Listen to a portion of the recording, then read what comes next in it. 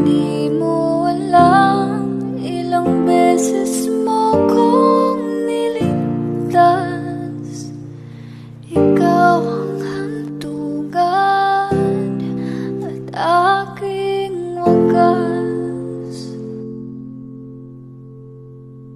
Paano man iniwala, ika'y nasa aking harapan. Di naman ay plano ko'y mabihag ng ganito. Totoo ba ito?